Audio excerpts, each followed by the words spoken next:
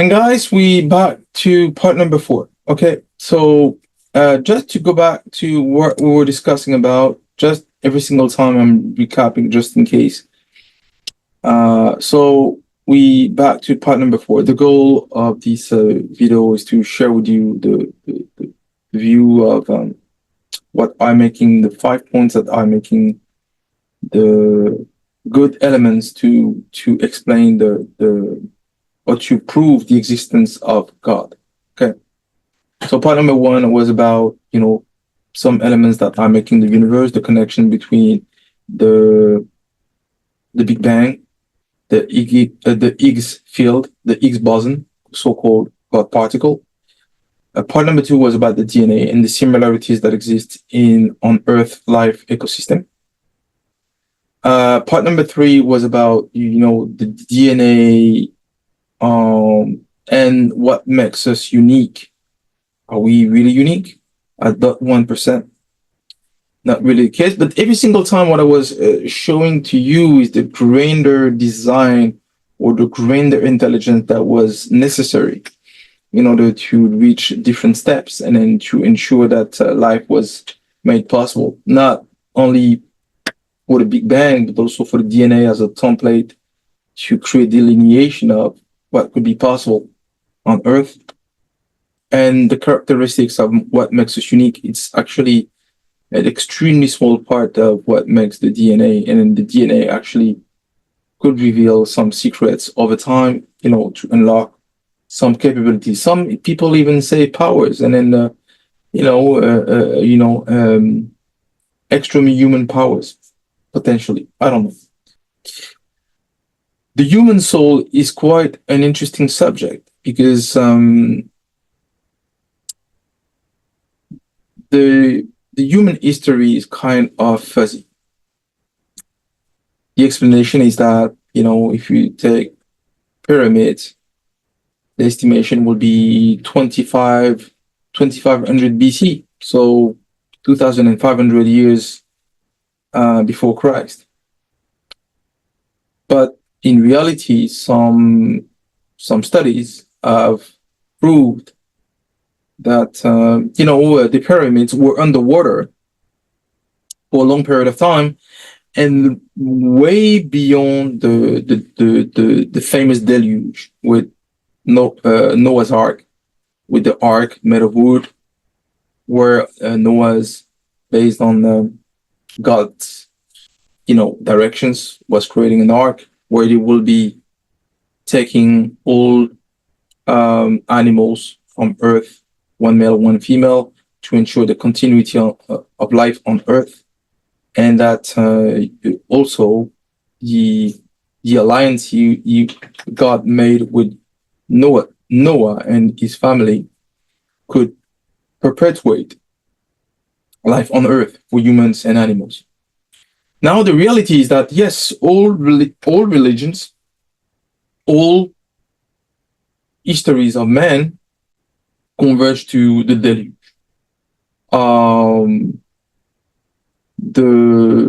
Some even scientists have come with a theory called the Younger Dryas, where in reality the deluge could have been caused by meteorites that were crashing on Earth, creating a cataclysm that would release and create a strong level of energy and temperature that would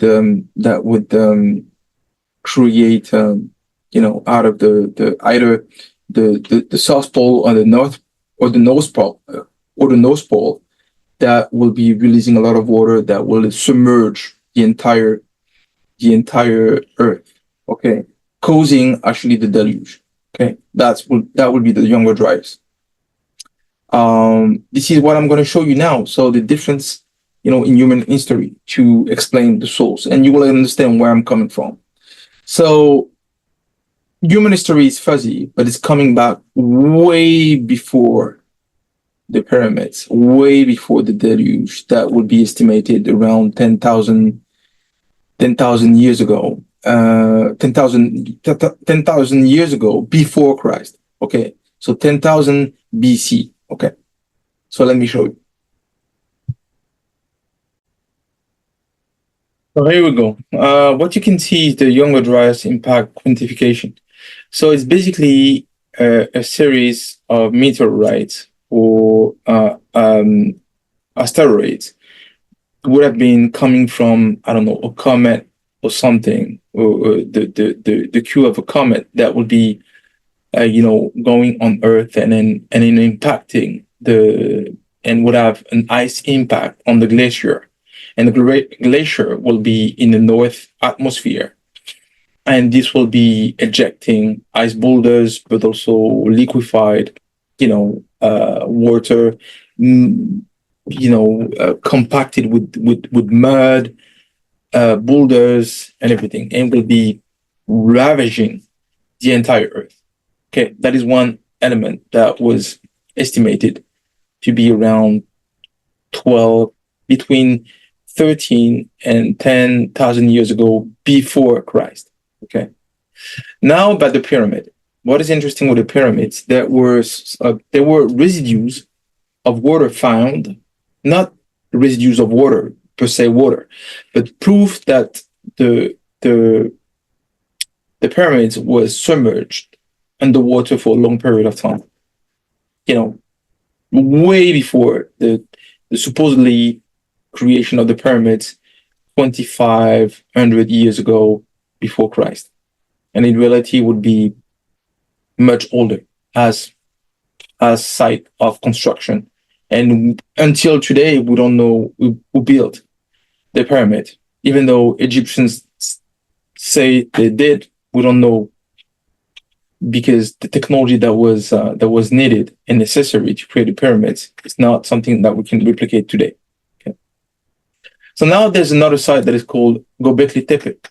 Göbekli Tepe, it's the first, supposedly the first religious temple, in Turkey. There are a number of sites that were supposedly close to Göbekli Tepe, and it could be extremely vast. Maybe we're talking about 20 sites like this surrounding Göbekli Tepe. So, and if you look at the details and the capability of the people at that time, and we know that this is the world's oldest stone temple today. Okay. Now, Pumapunku, this is really interesting. In Peru, you have this site called Pumapunku when you have ancient site with some granite that were, with certain tools, modern tools to do something like this in granite. This is today almost impossible to replicate. It's the kind of capabilities that we see. And these stones are actually made to make each other fit perfectly. Like if they were molded somehow, heated, totally, melted, and then cooled down into a block maker. And now they're fitting like a Lego. It's literally like a Lego. So what I want to question there is, how old is the human civilization in reality?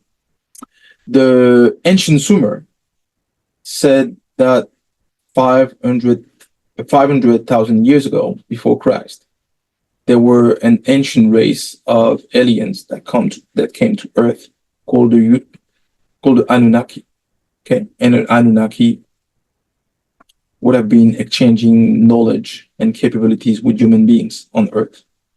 But if you think about it, if you take only what the mainstream scientists, what they are saying about how old is the human civilization, they're saying, okay, 10,000, 16 years ago, 16,000 years ago before Christ, then in that case, we can estimate that the number of souls that have roamed the earth will be about 120 billion of people that roam the earth. But let me ask you a question then. If we were almost 120 billion on this planet to roam the earth until now, today we're at 8 billion of people roaming the earth right now. A little bit more, a little bit less. It depends. But now we all have different perspective in lives. We all have a different sense of smell, sense of beauty, sense of taste, sense of touch. We don't necessarily like the same thing. Some people like to drink. Some other people don't. Some people are, you know, are, you know, I know, extremely sensitive to gluten. Some other don't. You know, and it makes us question what is the soul, and if the soul exists, then in that case, where does it come from? Because if we are so fundamentally different, where does this soul come from? So what makes us unique, and what is that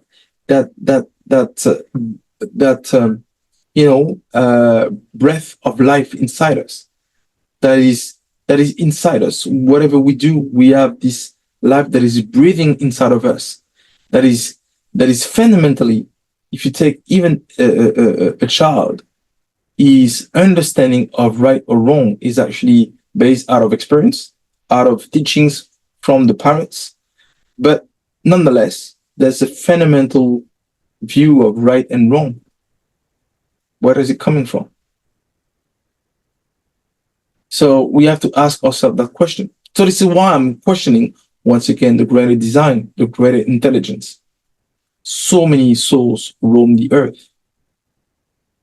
How can we be so different from one another, from one to another person?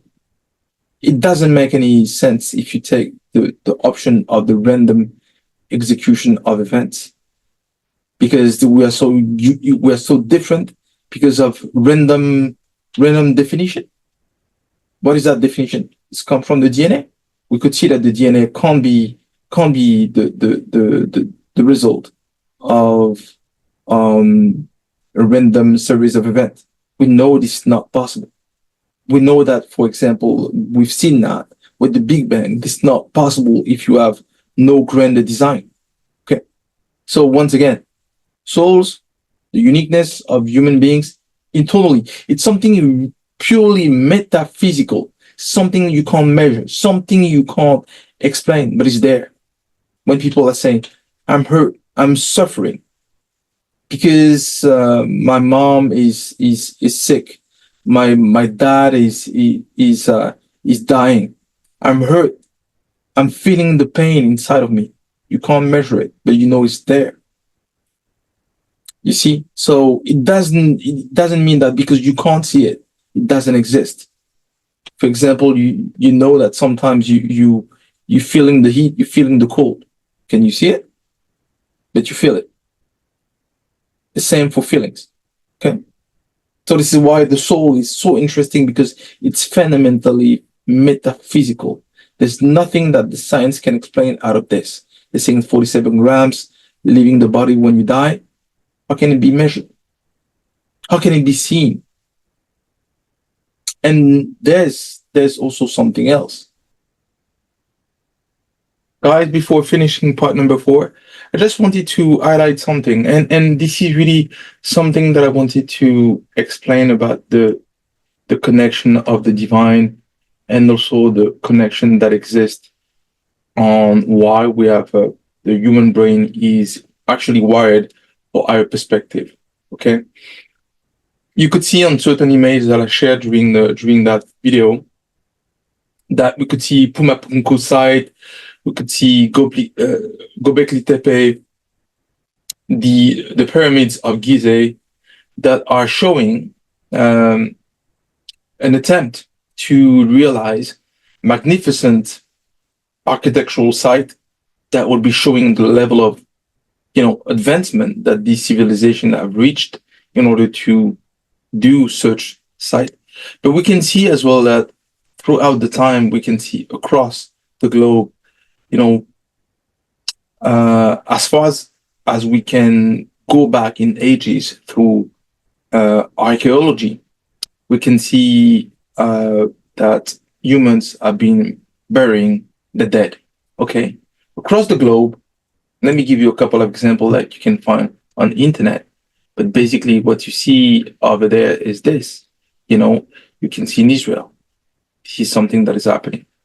The Neanderthals, they were doing that as well. So this is not something that is really restrictive to a certain region. Greek, you know, ancient tomb caves in Jerusalem, Romans, but also naturally ancient Egyptians. They were also burying the dead. So you can see that this was happening. Look at this India. That's the same. So the connection with the divine has been always an attempt for humans to appreciate. You know, if you go in Lascaux in France, in the caves of Lascaux, you can see the wall paintings that are describing, you know, what people were experiencing. But they were naturally trying to connect with the divine, always trying to understand where these ball of fire in the sky, the stars, what they meant, what they were what they were made for. Okay, so you can see the connection of the divine. It goes always at the metaphysical level, always trying to appreciate where we're coming from, who we are in this, you know, large context, um, and and also ecosystem. We see animals and everything. We're trying to understand what is our connection with them. So naturally, we found connections with dogs, with cats, with horses, and everything in order to domesticate them. Okay, so you see, this is how the connection of the divine exists, not only through something that is not physically palpable. But for example, the DNA is not physically palpable, but we know it's there. It exists. It creates a connection between us. But it also provides a connection with animals that are similar to us: the chimpanzees, the gorillas, dogs, cat, horses. So we have this kind of connection with the animals, and this is the metaphysical connection that exists, and the attempts to connect to the gods in one way or the other for humans throughout the ages. So yes, and this that will be the part five. The part five will be talking about the near-death experience. I will be quick about this because I don't have much to say about this, but it says something quite interesting that everybody does that have a an experience, a near-death experience. They're saying the same thing, and we'll see what it means. Okay. See you in part five. Thanks very much.